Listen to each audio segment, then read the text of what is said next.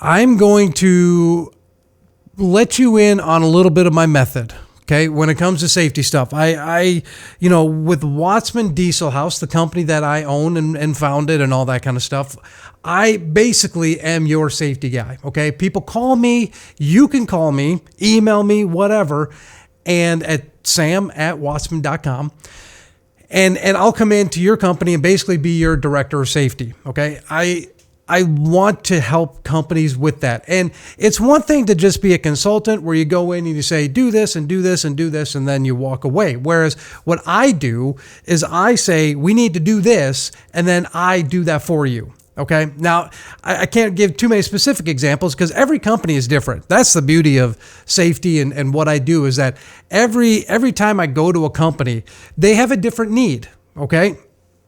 And so one of the things that I do is I've got a little rundown that I do, and it's not very complicated, but if you want to build or if you want to create or if you want to revamp your safety systems at your company, these are the 3 things that I do with Wattsman Diesel House. You call me, you email me, sam@wattsman.com, and this is what I'm going to come in and do for your company. Now, some of these steps we are a little bit quicker than others. Some of them we have to spend a lot more time on. It all depends on where a company is with their safety and compliance program. Sometimes we have to create policies and procedures and the whole 9 yards.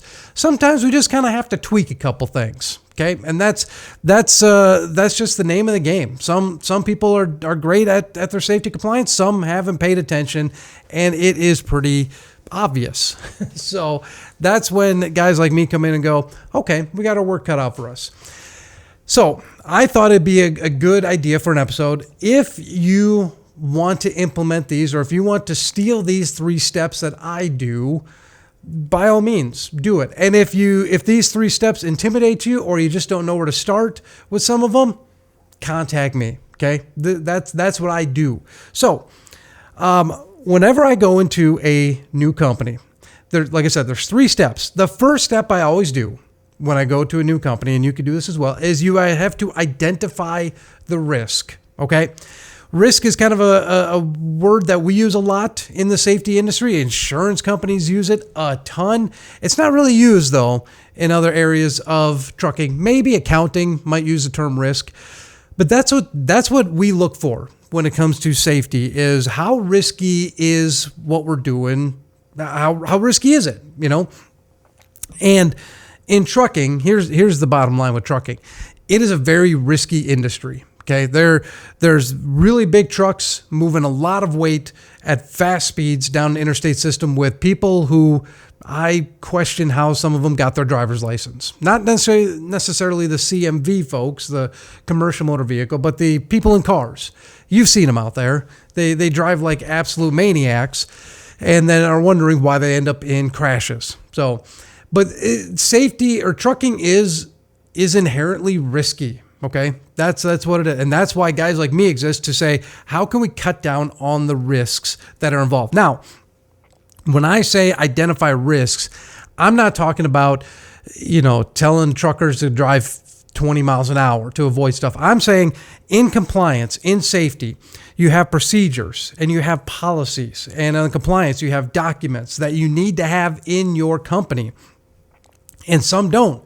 And I get that because there's a lot of stuff that a lot of times owners of companies are typically, I don't want to say all the time, but typically for a smaller fleet, the owner of the company was a driver and potentially still is a driver for that company. And what they've done is they've driven and they made a couple bucks and they went and used that to buy another truck. And then they did well and they bought another truck and they bought another truck. And all of a sudden now they got 10 trucks.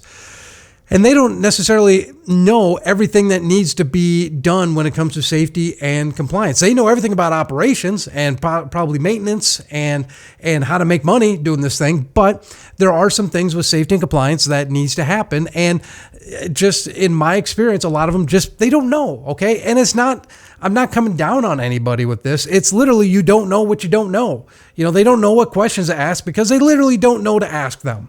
So that's why it's important to bring a guy with safety and compliance background experience in, so that they can help you with that. It's the same thing with like legal stuff. I don't know everything there is to know about legal stuff. I know some stuff, but when it comes to legal stuff, like there's times I don't even know what question to ask, because that's just not my world. Same thing with safety. So identify the risk. Okay. See where, let's strip this thing down and see where we are having issues.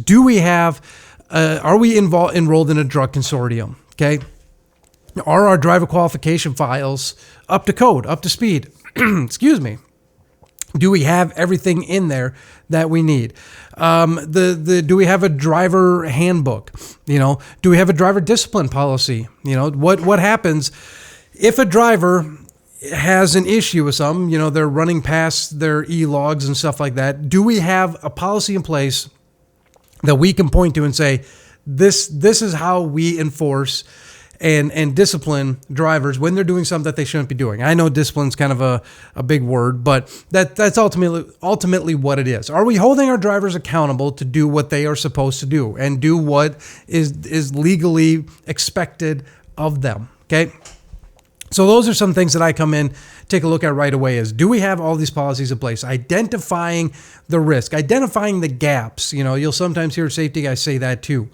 We're just looking for what is wrong. We're looking for all the skeletons in the closet. Okay. And this is definitely a time where I tell people that I'm talking to, don't hide anything. Okay. I'm not here to judge. I'm not here to come down on you on anything. I want to know what we have and what we don't have, okay? Because both of those are equally important.